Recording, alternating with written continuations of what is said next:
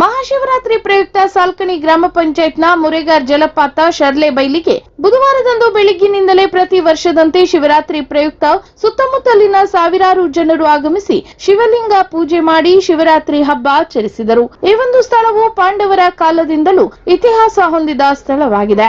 ಈ ವೇಳೆ ಊರಿನ ಪ್ರಮುಖರಾದ ಚಂದ್ರು ನಾಯ್ಕ್, ಫಾರೆಸ್ಟ್ ಇಲಾಖೆ ಸಿಬ್ಬಂದಿಗಳಾದ ರವಿ ಡಿ, ವೀರಣ್ಣ ಎಲಿಗಾರ್ ಸೇರಿದಂತೆ ಇನ್ನಿತರರು ಉಪಸ್ಥಿತರಿದ್ದು ಸಾರ್ವಜನಿಕರಿಗೆ ಸಹಕರಿಸಿದರು.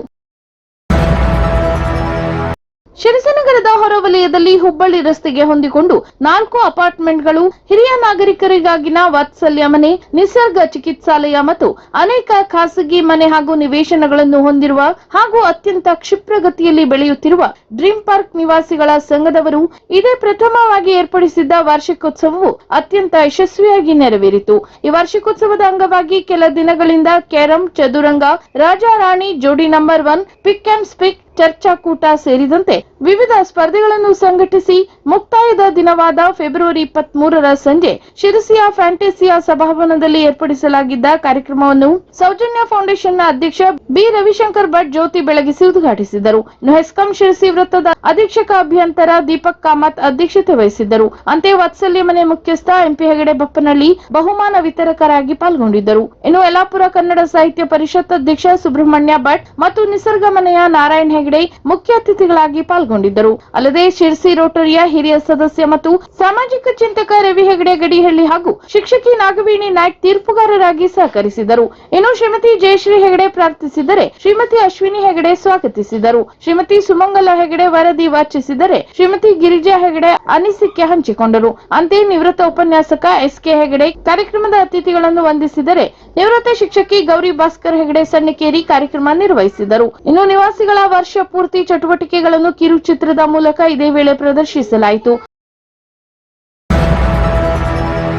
ರಾಜ್ಯದ ವೈದ್ಯಕೀಯ ಶಿಕ್ಷಣ ಇಲಾಖೆ, ಕೌಶಲ್ಯ ಅಭಿವೃದ್ಧಿ, ಉದ್ಯಮಶೀಲತೆ ಹಾಗೂ ಜೀವನೋಪಾಯ ಇಲಾಖೆ ಸಚಿವ ಡಾಕ್ಟರ್ ಶರಣ ಪ್ರಕಾಶ್ ಪಾಟೀಲ್ ಅವರು ಫೆಬ್ರವರಿ 28ರಂದು ಜಿಲ್ಲೆಯಲ್ಲಿ ಪ್ರವಾಸ ಕೈಗೊಂಡಿದ್ದು, ಅಂದು ಬೆಳಗ್ಗೆ 11 ಗಂಟೆಗೆ ಕಾರವಾರ ವೈದ್ಯಕೀಯ ವಿಜ್ಞಾನಿಗಳ ಸಂಸ್ಥೆಗೆ ಕ್ಯಾನ್ಸರ್ ಕೇಂದ್ರ ಸ್ಥಾಪಿಸಲು ಅವಶ್ಯವಿರುವ ಲಿನಾಕ್ ಬಂಕರ್ ನಿರ್ಮಿಸುವ ಕಾಮಗಾರಿ ಶಿಲಾನ್ಯಾಸ ಕಾರ್ಯಕ್ರಮದಲ್ಲಿ ಭಾಗವಹಿಸುವರು. ಅಂತೆ 11:30ಕ್ಕೆ ಕ್ರಿಮ್ಸ್ನಲ್ಲಿ ವೈದ್ಯಕೀಯ ವಿಜ್ಞಾನಗಳ ಸಂಸ್ಥೆಯ ಪ್ರಗತಿ ಪರಿಶೀಲನಾ ಸಭೆಯಲ್ಲಿ ಭಾಗವಹಿಸಲಿದ್ದಾರೆ ಎಂದು ಅವರ ಆಪ್ತ ಮೂಲಗಳಿಂದ ತಿಳಿದು ಬಂದಿದೆ.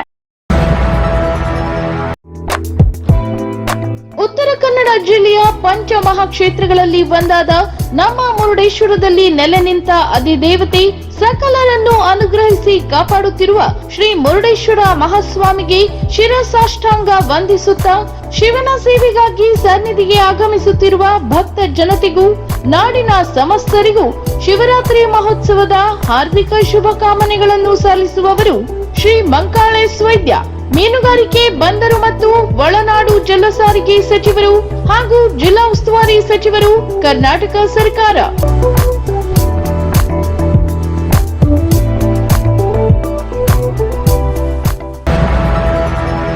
ಶಿರಸಿಯ ಹನುಮಾನ ವ್ಯಾಯಾಮ ಶಾಲೆ ಆವರಣದಲ್ಲಿ ಸೋಮವಾರ ಸಂಜೆ ಈಶ್ವರೀಯ ವಿಶ್ವವಿದ್ಯಾಲಯದಿಂದ 89ನೇ ಮಹಾಶಿವರಾತ್ರಿ ಮಹೋತ್ಸವದ ಕಾರ್ಯಕ್ರಮವನ್ನು ಶಿರಸಿ ಬಣ್ಣದ ಮಠದ ಶ್ರೀಮನಿಪ್ಪ ಶ್ರೀ ಶಿವಲಿಂಗ ಮಹಾಸ್ವಾಮಿಗಳು ಉದ್ಘಾಟಿಸಿ ಈಶ್ವರೀಯ ವಿಶ್ವವಿದ್ಯಾಲಯದ ಕಾರ್ಯಕ್ರಮಗಳನ್ನು ಶ್ಲಾಘಿಸಿದರು. ಇನ್ನು ಸಮಾರಂಭದಲ್ಲಿ ಶಿರಸಿ ನಗರ ಮತ್ತು ಸುತ್ತಮುತ್ತಲಿನ ಎಲ್ಲ ಸಮಾಜದ ಪುರೋಹಿತರಿಗೆ ಅಭಿನಂದಿಸಿ ಗೌರವಿಸಲಾಯಿತು. ಇನ್ನು ರಾಜಯೋಗಿನಿ ಬ್ರಹ್ಮಕುಮಾರಿ ವೀಣಾಜಿಯವರ ನೇತೃತ್ವದಲ್ಲಿ ನಡೆದ ಕಾರ್ಯಕ್ರಮದಲ್ಲಿ ಗುಹಿಯಲ್ಲಿನ ಶಿವಲಿಂಗದ ಉದ್ಘಾಟನೆ, ದ್ವಾದಶ ಶಿವಲಿಂಗ ಪ್ರದರ್ಶನ ನಡೆಯಿತು. ಈ ವೇಳೆ ಪ್ರಮುಖರಾದ ಗಣೇಶ್ ಸಣ್ಣಲಿಂಗಣ್ಣನವರ್ ಬನವಾಸಿ, ವಿಪಿ ಹೆಗಡೆ ವೈಶಾಲಿ ಸೇರಿದಂತೆ ಇತರರು ಉಪಸ್ಥಿತರಿದ್ದರು. ಕಾರ್ಯಕ್ರಮದ ಆರಂಭದಲ್ಲಿ ಪಂದಳ ಭಜನಾ ಮಂಡಳಿ, ವಿವೇಕಾನಂದ ನಗರ ಹಾಗೂ ಅಯ್ಯಪ್ಪ ನಗರ ಭಜನಾ ಮಂಡಳಿ ಇವರಿಂದ ಭಜನಾ ಕಾರ್ಯಕ್ರಮ ನೆರವೇರಿತು. ಅಲ್ಲದೆ ನೂಪುರ್ ನೃತ್ಯ ಶಾಲೆ ಶಿಕ್ಷಕಿ ಅನುರಾಧ ಹೆಗಡೆ ಅವರ ನಿರ್ದೇಶನದಲ್ಲಿ ವಿದ್ಯಾರ್ಥಿನಿಯರಾದ ಭೂಮಿಶ್ರೀ, ಕನಿಷ್ಕಾ, ವನ್ಯಾ, ಶ್ರೀನಿಕಾ ಮತ್ತು ಅತಿಥಿ ಅವರುಗಳಿಂದ ನೃತ್ಯ ಕಾರ್ಯಕ್ರಮ ನೆರವೇರಿತು. ಕಾರ್ಯಕ್ರಮದ ಕೊನೆಯಲ್ಲಿ ಓಂ ನಮಃ ಶಿವಾಯ ಮಂತ್ರ ಪಠಿಸಲಾಯಿತು. ಬ್ರಿಟಿಷರ ಧ್ವಜ ಇಳಿಸಿ ಸ್ವಾತಂತ್ರ್ಯದ ಕಹಳೆ ಊದಿದ ಸೋಂದ ಅರಸರಾದ ಸದಾಶಿವ ನಾಯಕ್ ಅವರ ಹೋರಾಟದ ಸವಿನೆನಪಿಗಾಗಿ ಆಚರಿಸುತ್ತಿರುವ ವಿಜಯ್ ದಿವಸ್ ಇಡೀ ನಾಡಿನ ಕಾರ್ಯಕ್ರಮವಾಗಬೇಕು.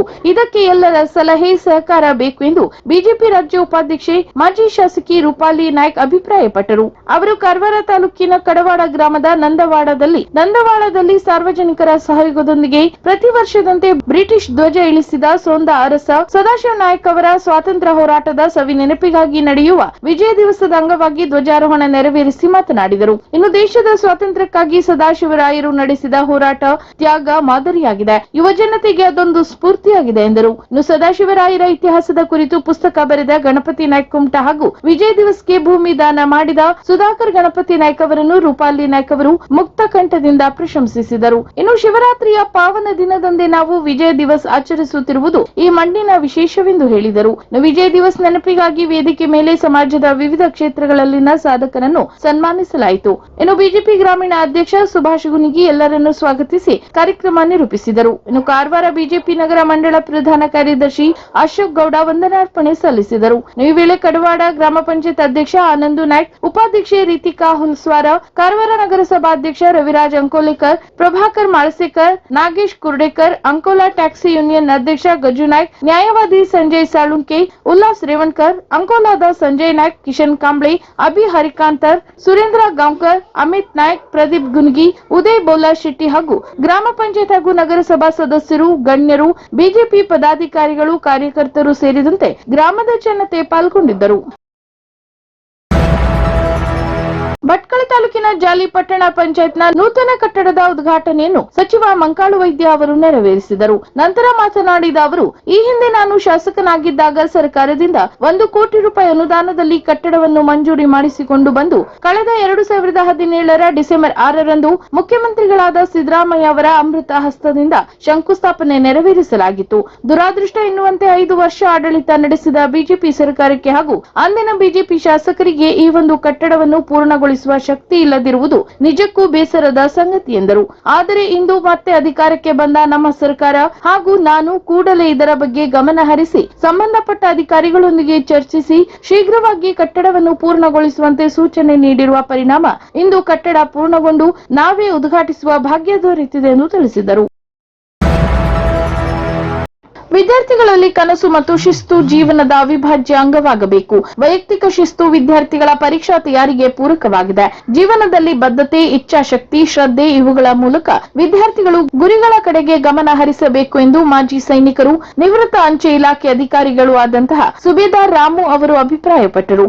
ಅವರು ಡಾಕ್ಟರ್ ಬಿಆರ್ ಅಂಬೇಡ್ಕರ್ ವಸತಿ ಶಾಲೆ ಇಸಳೂರು ಶಿರಸಿಯಲ್ಲಿ ಆರೋಗ್ಯ ಭಾರತಿ ಸಂಸ್ಥೆ ಆಶ್ರಯದಲ್ಲಿ ನಡೆದ ಪರೀಕ್ಷಾ ತಯಾರಿಯಲ್ಲಿ ವಿದ್ಯಾರ್ಥಿಗಳು ಅನುಸರಿಸಬೇಕಾದ ಮಾರ್ಗಗಳ ಕುರಿತು ನಡೆದ ಕಾರ್ಯಾಗಾರವನ್ನು ಉದ್ಘಾಟಿಸಿ ಮಾತನಾಡಿದರು. ಅಲ್ಲದೆ ಅವರು ದೇಶ ಸೇವೆಯಲ್ಲಿ ವಿದ್ಯಾರ್ಥಿಗಳ ಪಾತ್ರದ ಕುರಿತು ಸವಿಸ್ತಾರವಾಗಿ ಮಾಹಿತಿ ನೀಡಿದರು. ಆರೋಗ್ಯ ಭಾರತಿ ವಿಭಾಗ ಸಂಯೋಜಕ ನಾಗೇಶ್ ಹಾಗೂ ಇನ್ನೋರ್ವ ಮಾಜಿ ಸೈನಿಕರಾದಂತಹ ಮೊಹಮ್ಮದ್ ಗೌಸ್ ಅವರು ಈ ವೇಳೆ ಮಾತನಾಡಿ, ವಿದ್ಯಾರ್ಥಿಗಳು ಉತ್ತಮ ಆರೋಗ್ಯದ ಜೊತೆಗೆ ಹೆಚ್ಚಿನ ಅಂಕ ಗಳಿಕೆಯ ಕಡೆಗೂ ಗಮನ ಹರಿಸಿ ಜೀವನದ ಮೌಲ್ಯಗಳನ್ನು ಅಳವಡಿಸಿಕೊಂಡು ಕಲಿತ ಶಾಲೆಗೆ ಗೌರವ ತಂದಾಗ ಮಾತ್ರ ಜೀವನದಲ್ಲಿ ಸಾರ್ಥಕತೆ ಉಂಟಾಗುತ್ತದೆ. ಈ ನಿಟ್ಟಿನಲ್ಲಿ ಎಲ್ಲರೂ ಕಾರ್ಯಪ್ರವೃತ್ತರಾಗಬೇಕು ಎಂದು ಕರೆ ನೀಡಿದರು.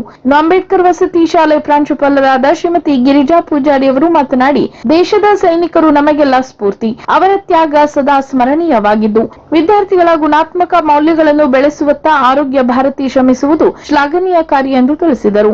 ಈ ಒಂದು ಕಾರ್ಯಕ್ರಮದಲ್ಲಿ ಶಿಕ್ಷಕಿ ರೇವತಿ ಭಟ್ ಅವರು ಸ್ವಾಗತಿಸಿ ನಿರೂಪಿಸಿದರು. ಅಂತೆ ಕಾರ್ಯಕ್ರಮದಲ್ಲಿ ಆರೋಗ್ಯ ಭಾರತಿ ಸಿಬ್ಬಂದಿಗಳು, ಶಾಲೆ ವಿದ್ಯಾರ್ಥಿಗಳು, ಶಿಕ್ಷಕರು ಹಾಗೂ ಇತರ ಸಿಬ್ಬಂದಿಗಳು ಉಪಸ್ಥಿತರಿದ್ದರು.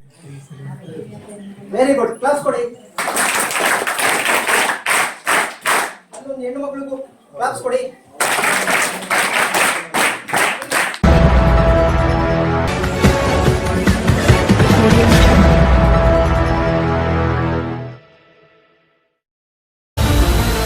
ಕದಂಬ ನ್ಯೂಸ್ ಫಸ್ಟ್, ನಿರ್ಭೀತಿಯಿಂದ ನಿಮ್ಮ ಪರವಾಗಿ.